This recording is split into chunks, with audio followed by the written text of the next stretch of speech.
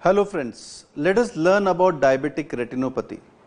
Diabetic retinopathy is a leading cause of blindness not all over the world as well as in India. Diabetes can cause blindness. So what is diabetic retinopathy? In diabetic retinopathy, the retina, which is the light sensitive area of the eye, gets affected because of bleeding or swelling which is result of diabetes. Before understanding diabetic retinopathy, let's understand how the eye functions. The eye functions like a camera, where the cornea and the lens allow the light to fall on the retina. The retina is a light sensitive area which converts it into electrical impulses, and these electrical impulses are sent to the brain through the optic nerve. Now diabetes can affect the lens, the cornea, the retina or the optic nerve. But the most important place where it affects is called the diabetic retinopathy. Who develops diabetic retinopathy? Any person with a history of diabetes, whether it is type 1 or type 2, can develop diabetic retinopathy. What are the symptoms of diabetic retinopathy? The problem with diabetic retinopathy is that it produces symptoms at a very late stage, and many people don't have any symptoms for 10 to 15 years and suddenly they develop bleeding in the eye. So don't wait for the symptoms to come. You should have a comprehensive eye examination done yearly and also a dilated eye examination to look for your retina to rule out any diabetic retinopathy symptoms. So what are the usual symptoms of diabetic retinopathy? The usual symptoms are the patient might complain of floaters or black colored objects moving in front of his eye. He might say that there is a curtain like thing which comes in front of his eye. There might be dark spots in his visual fields, and over a period of time this vision gets distorted and also can lead to total blindness. So how does diabetic retinopathy happen? Basically, diabetic affects the blood vessels of the eye. When these blood vessels, there is a small pouching which is called as microaneurysms. Over a period of time, these blood vessels get blocked, and that leads to ischemia or the blood supply being less to the retina. Now in response to this, the retina starts to develop its own blood vessels. These blood vessels are not as good as our natural blood vessels. So there is a risk of bleeding in the eye.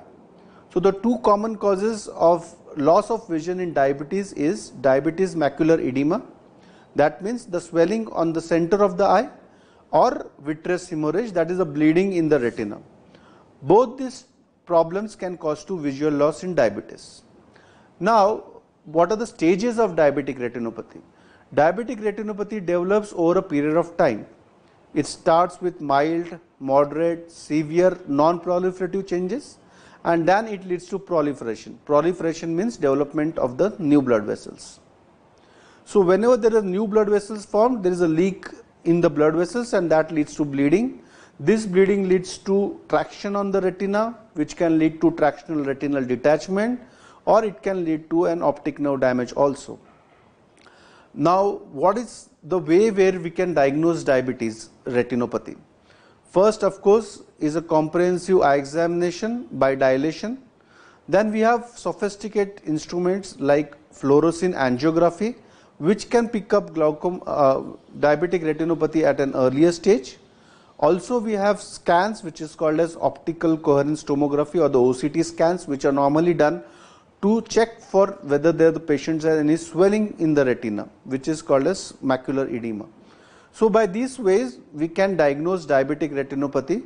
Even before the patient develops any symptoms, the patient can be diagnosed with these changes and can be treated.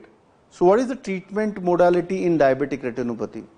The modality of treatment involves lasers.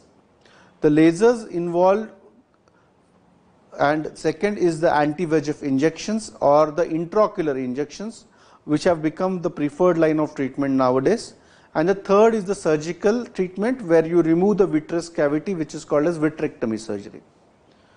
Now if we pick up the patient at an early stage, then with laser treatment we are able to avoid a massive damage in the retina, and we can coagulate, which is called as photocoagulation of the blood vessels and stopping the bleeding in the eye.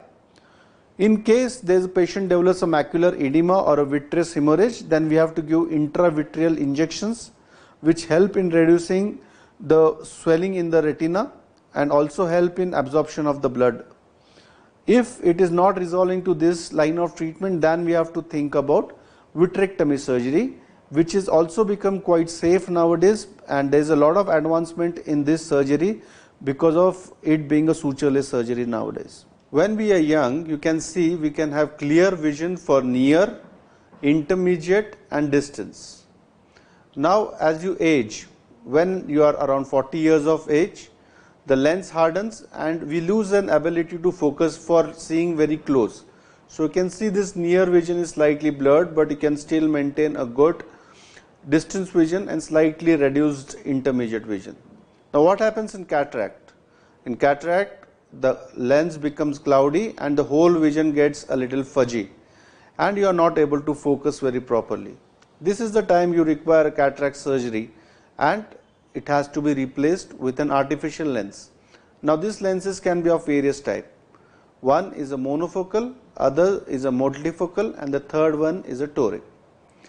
Now what will a standard monofocal lens give a picture like? The standard monofocal lens would clear you for a distance, but your near and intermediate vision would be slightly blurred. People who have a better premium lens, they can have a slightly better contrast with the standard monofocal lenses. In the night, you can see there is a decreased contrast and that's why the vision is slightly blurred or fuzzy in the night. But with an increase in the contrast, the vision gets a slightly better. Now what happens in a multifocal lens? In a multifocal lens, you can see the vision is clear for near, intermediate and distance both. So in a multifocal lens, you are able to focus for distance, near and intermediate equally good. And in the night, you can see these small halos or glare surrounding the light. They are generally a feature of multifocal lenses, but over a period of time, these rings get reduced and they are less noticeable in the night. Diabetic eye disease refers to a group of eye problems that can occur as a result of diabetes. Without diagnosis and treatment, diabetes can lead to blindness. This is the most common and leading cause of blindness in persons with diabetes. What happens in diabetic retinopathy? It is caused by the change in the blood vessels of the retina. Retina is a light sensitive tissue at the back of the eye. A healthy retina is necessary for good vision. In some people with diabetic retinopathy, blood vessels of the retina may swell and leak fluid or blood.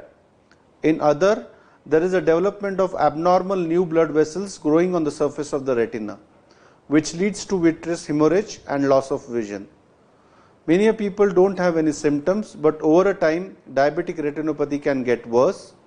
At first, the patient might see some black floaters in front of his eye, and eventually this can lead to blindness. So all my diabetic friends, it's a sincere request that you should have a comprehensive dilated fundus examination of your retina to prevent a major visual loss or blindness. Thank you.